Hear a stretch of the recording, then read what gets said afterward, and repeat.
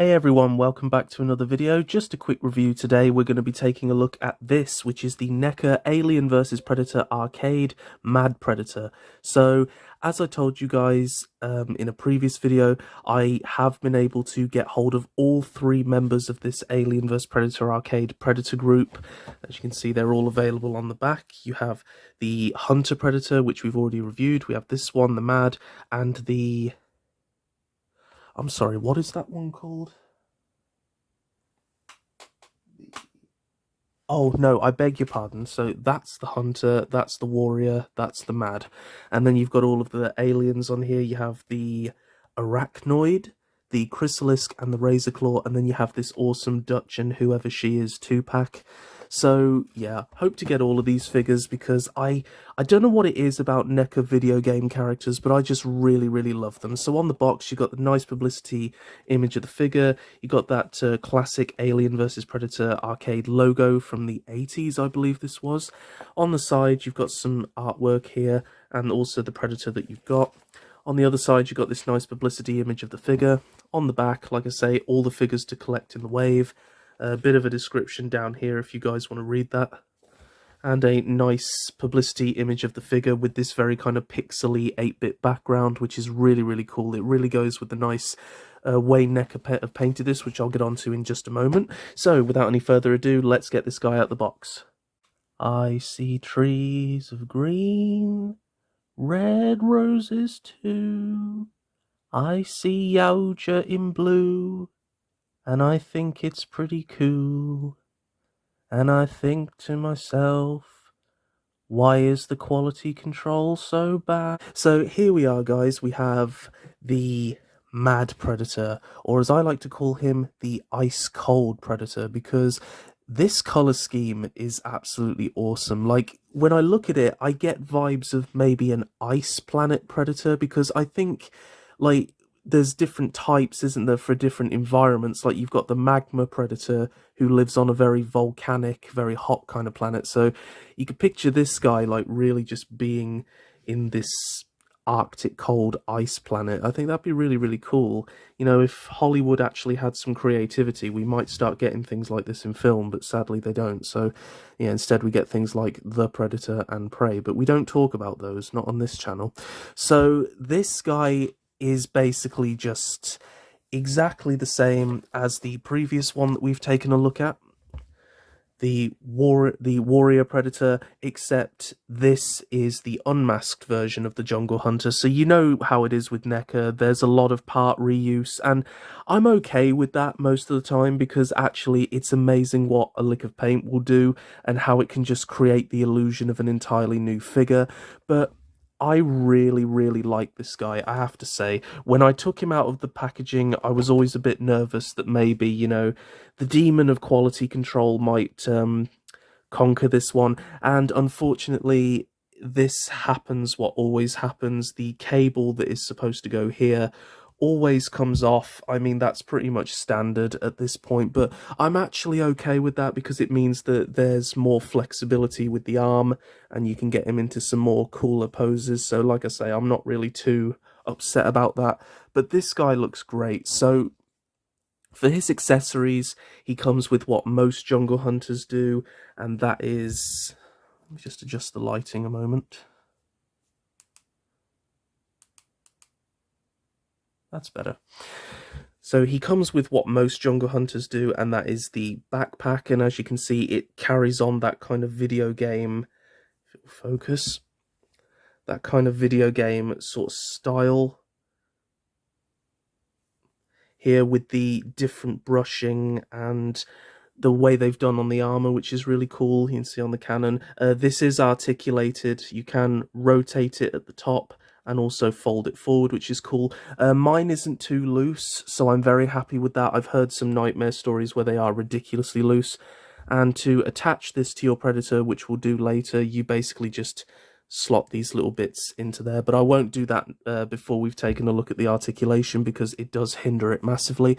And this Predator comes with some exclusive accessories in the form of this video game style painted face hugger and chest burster, which are really, really cool. You've got all the really nice sculpting details you have in there as always, but you've just got this really nice kind of video game style color scheme, and I must admit it really does highlight the details of the sculpt. I actually think even more so than the regular face huggers. That's really, really cool. And then same here on the chest burster. I don't know what it is, but these more, you know, block colored paint apps just really show the detail in the sculpt a lot more. So that's very, very cool. Both of these guys have bendy wires, so you can pose them however you wish to. Bendy wires in the tail, and very, very strong, which is cool. So not too many accessories, but some very cool ones nonetheless. So let's take a look at him. Now, first of all, I really love the paint applications on the face, and it's got those sort of just white pale eyes where, you know, they're just like two dots looking at you. Looks very animatronic, very cool. I have to say, I love the paintwork on the skin. I think that's really where this figure shines. You know, you've got them lighter blues with those darker blue patches, and it's all just various different shades of blue, and it's been so neatly done and so well applied.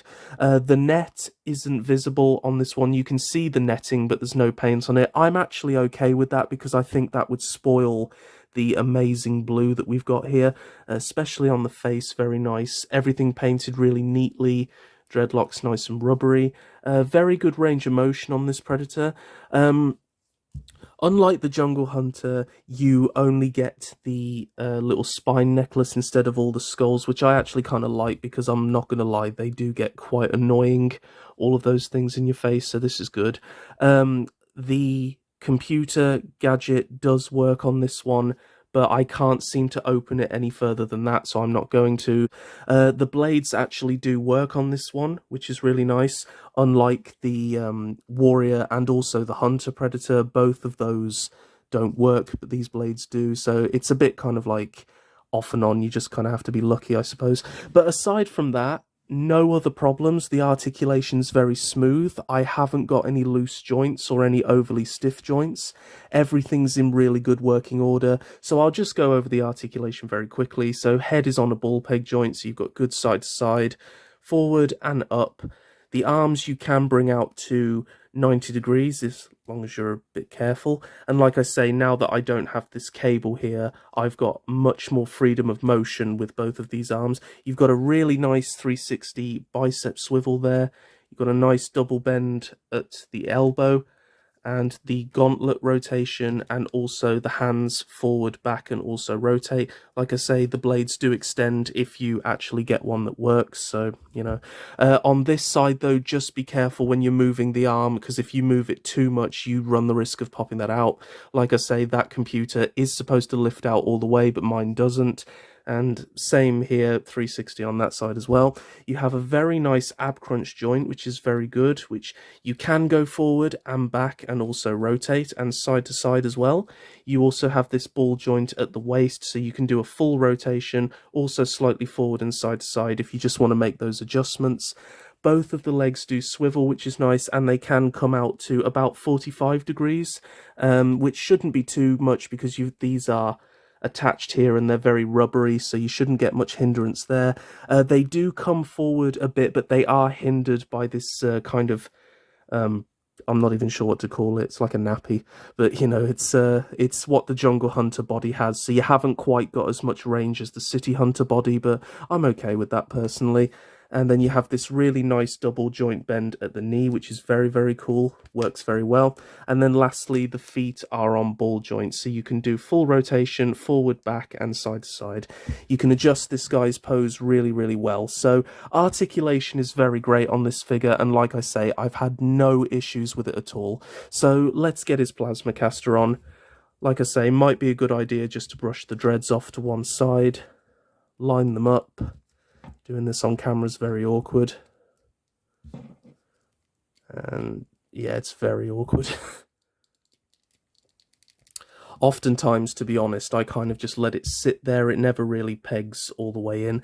But yeah, it's just your classic Jungle Hunter look. Like, unmasked version, just in this really nice kind of ice blue. And like I say, with the armor, you have got the classic video game kind of deco. You know, you've got those lighter colors fading into the darker colors, and it's such a nice color scheme, honestly. Like, I could happily display this Predator with all of the rest of them.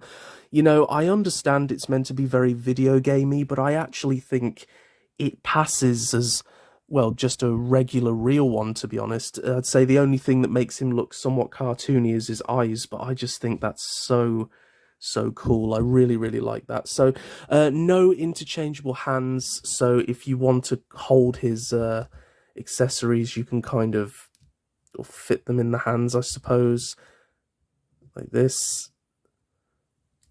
And you get some okay poses with him. You could also hold the chest burster in there, I suppose, if you wanted to. Oh, I've just got him there.